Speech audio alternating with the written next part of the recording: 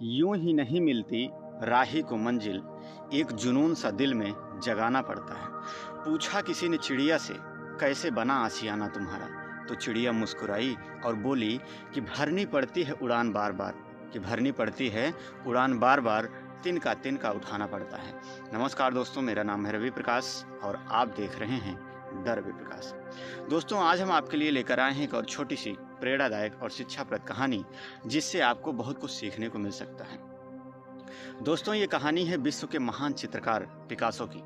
इनका जन्म स्पेन के एक छोटे से गांव में हुआ था और इनकी पेंटिंग दुनिया भर में करोड़ों अरबों रुपए में बिका करती थी और दुनिया भर के लोग इनकी पेंटिंग के दीवाने थे। एक बार पिकासो किसी काम से कहीं जा रहे थे, लेकिन रास्ते में ही शाम हो जाने की वजह से उन्होंने एक गांव में रुकने का फैसला लिया। उस गांव में पिकासो पहली बार गए थे और वहां पर उन्हें कोई जानता नहीं था कि वो मशहूर चित्रकार पिकासो है। तभी रास्ते से गुजरते वक्त एक महिला की नज़र पिकासो पर पड़ी और संयोग से उस महिला ने पिकासो को पहचान लिया और वो भागती हुई पिकासो के पास आई और बोली कि सर, मैं आपकी बहुत बड़ी फ़ैन हूँ और मुझे आपकी पेंटिंग बहुत पसंद है। क्या आप मेरे लिए एक पेंटिंग बनाएंगे? तब पिकासो बोले कि मैं किसी ज़रूरी काम से कहीं जा रहा हूँ और यहाँ पर मेरे पास पेंटिंग बनाने का कोई सामान भी नहीं है, इसलिए मैं फिर कभी आपके लिए पेंटिंग बना दूँगा। लेकिन दोस्तों, वो महिला जिद करने लगी कि बोली कि आप मुझे अभी एक पेंटिंग बना करके दीजिए, क्योंकि पता नहीं फिर कभी बाद में मैं आपसे मिल पाऊंगी या नहीं। तब पिकासो अपने जेब से एक छोटा सा कागज़ का टुकड़ा निकालते हैं और अपने कलम से कुछ बनाने लगते हैं। करीब 10 सेकंड में पिकासो ने एक काम चलाऊं पेंटिंग बना दी और महिला को देते हुए बोले कि ये लो $1 मिलियन की पेंटिंग। ये शब्द सुनकर के उस महिला को बहुत अजीब लगा कि पिकासो ने 10 सेकंड में एक काम चलाऊं पेंटिंग बना दी और बोल रहे हैं कि $1 मिलियन की पेंटिंग है। लेकिन उस महिला ने कोई जवाब नहीं दिया। उसने चुपचाप उस पेंटिंग को ले ली और वहां से चली गई और उसे लगा कि पिकासो उसे पागल बना रहे हैं, इसलिए वो उस पेंटिंग को लेकर के मार्केट चली गई उस पेंटिंग की कीमत पता करने के लिए। लेकिन मार्केट में पहुंचकर जब उसे उस पेंटिंग की कीमत पता चली तो उसके आश्चर्य का ठिकाना नहीं रहा, क्योंकि दोस्तों, वो पेंटिंग सचमुच $1 मिलियन की थी। उसके बाद वो भागती हुई फिर एक बार पिकासो के पास आई और बोली कि सर, आपने बिल्कुल ठीक कहा था, ये पेंटिंग $1 मिलियन की है। तब पिकासो ने बोला कि मैंने तो आपसे पहले ही कहा था कि ये पेंटिंग $1 मिलियन की है। तब उस महिला ने कहा, सर, आप मुझे अपना स्टूडेंट बना लीजिए और मुझे भी पेंटिंग बनानी सिखा दीजिए, जिससे मैं भी 10 सेकंड में ना सही 10 मिनट में ही एक अच्छी पेंटिंग बना सकूं। मुझे ऐसा बना दीजिए। तब पिकासो बोले कि ये जो मैंने 10 सेकंड में पेंटिंग बनाई है, इसे सीखने के लिए मुझे पूरे 30 साल का समय लगा है। अगर आप भी 30 साल दे सकती हो तो पेंटिंग बनाना सीख जाओगी। दोस्तों, ये शब्द सुनते ही वो महिला एकदम से अवाक और निःशब्द होकर पिकासो को देखने लगी।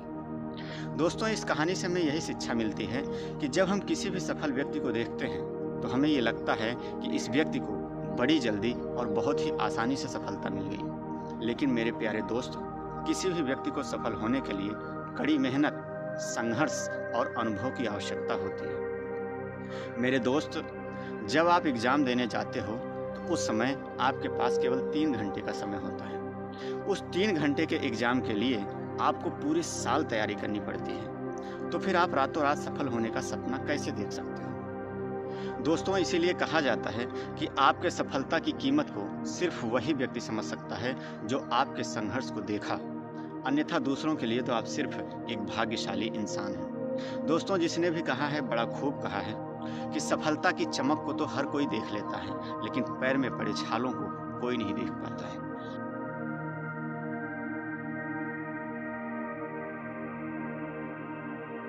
काल करे सो आज कर, आज करे सो अब, पल में परलय होएगी, बहुरी करेगो कब। दोस्तों, इस दोहे का अगर हम संक्षिप्त में अर्थ निकालें तो इसका अर्थ यही होगा कि हमें किसी भी कार्य को कल पर नहीं टालना चाहिए। जब हम किसी भी व्यक्ति को समय के सदुपयोग की सलाह देते हैं तो कबीर दास जी का ये दोहा सहज ही हमारी जुबान पर आ जाता है। दोस्तों, इसी पर आधारित आज मैं आपको एक कहानी सुनाता हूँ, जिससे आपको बहुत कुछ सीखने को मिल सकता है।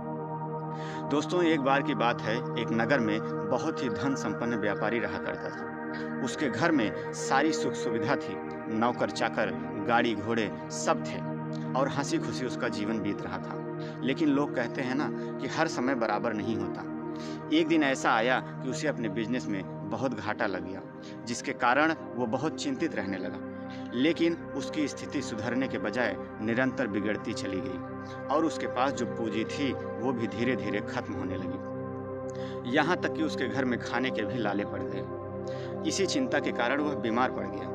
अब उसकी पत्नी से उसकी ये दुर्दशा देखी नहीं जा रही थी। तब उसकी पत्नी ने एक दिन उससे कहा कि जब हमारे संपन्नता के दिन थे, जब हमारे अच्छे दिन थे, तब आपका राजा से बहुत अच्छी मित्रता थी और आपका उनके पास हमेशा आना जाना लगा रहता था।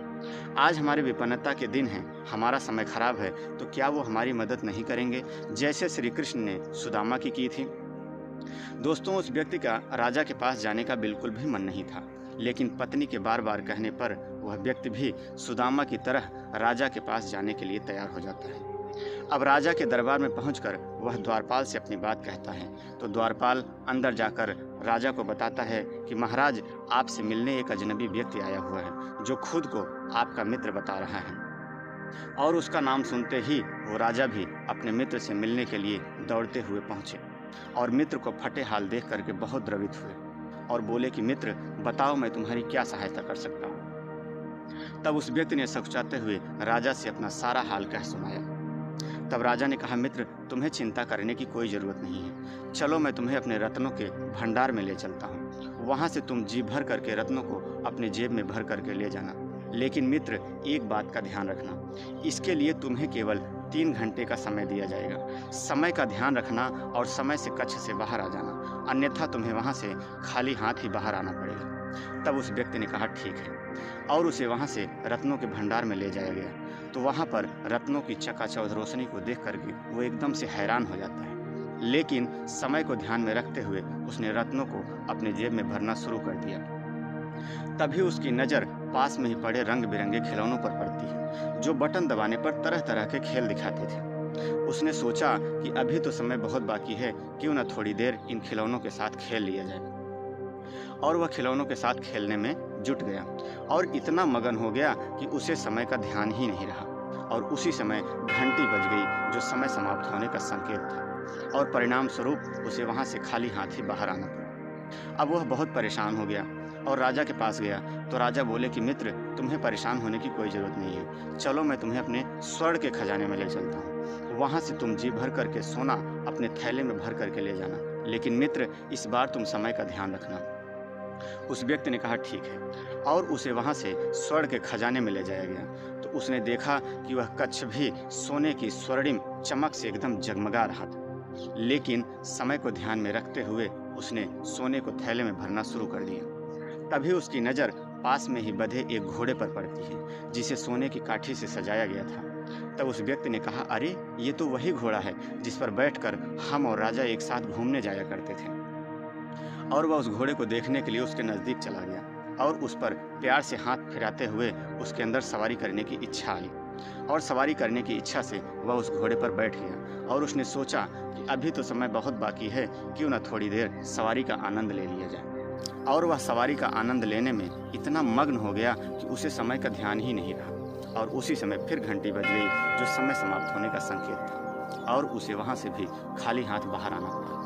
तब राजा बोले कि मित्र, चलो मैं तुम्हें अपने चांदी के खजाने में ले चलता हूँ। वहाँ से तुम जी भर करके चांदी अपने थैले में भर करके ले जाना। लेकिन मित्र, इस बार तुम समय का ध्यान रखना। तब उस व्यक्ति ने सोचा कि इस बार चाहे जो हो जाए, हम समय से पहले कक्ष से बाहर आ जाएंगे। और उसे वहाँ से चांदी के कक्ष में ले जाया गया। तो उसने देखा कि वो कक्ष भी चांदी की धवल आभा से शोभायमान हो रहा था। लेकिन समय को ध्यान में रखते हुए उसने चांदी अपने थैले में भरना शुरू कर दिया। तभी उसकी नज़र पास में ही टंगे एक चांदी के छल्ले पर पड़ती है।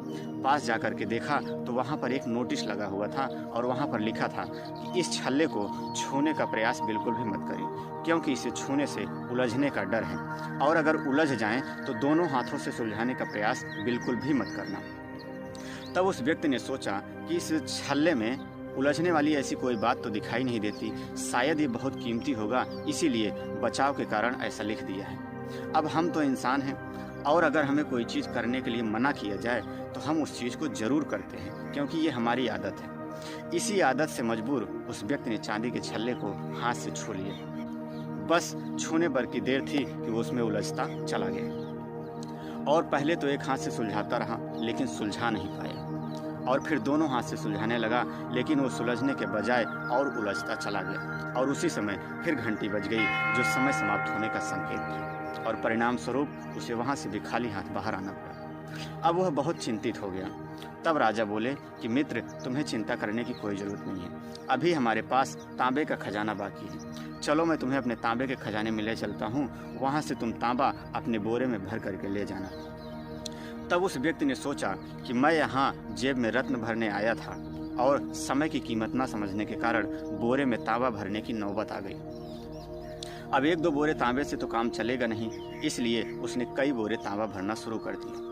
अब तांबा भरते भरते उसकी कमर दुखने लगी, तो उसने आसपास सहायता की दृष्टि से देखा तो उसे पास में ही एक पलंग बिछा हुआ दिखाई दिया। अब वह पलंग पर जा करके लेट गया तो थकान के कारण उसे नींद आ गई और वो सो गया।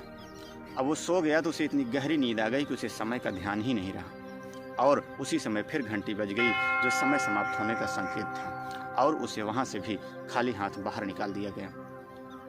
दोस्तों, इस कहानी से हमें यही शिक्षा मिलती है कि हम अपने जीवन में समय का महत्व समझ नहीं पाते हैं और निरंतर उसे बर्बाद करते रहते हैं। बचपन खिलौनों के साथ खेलने में गुजर गया और युवावस्था विवाह और गृहस्थ के उलझन में गुजार दी, और जब बुढ़ापे में कमर दुखने लगी तो पलंग के सिवा कुछ दिखा ही नहीं, और उसी समय घंटी बज गई जो समय समाप्त होने का संकेत था। दोस्तों, इसीलिए कहा जाता है कि समय सभी को मिलता है जिंदगी बदलने के लिए, लेकिन जिंदगी दोबारा नहीं मिलती है समय बदलने के लिए। दोस्तों, आशा करता हूँ ये वीडियो आपको अच्छी लगी होगी। वीडियो अच्छी लगी हो तो वीडियो को लाइक जरूर कर दीजिएगा। धन्यवाद।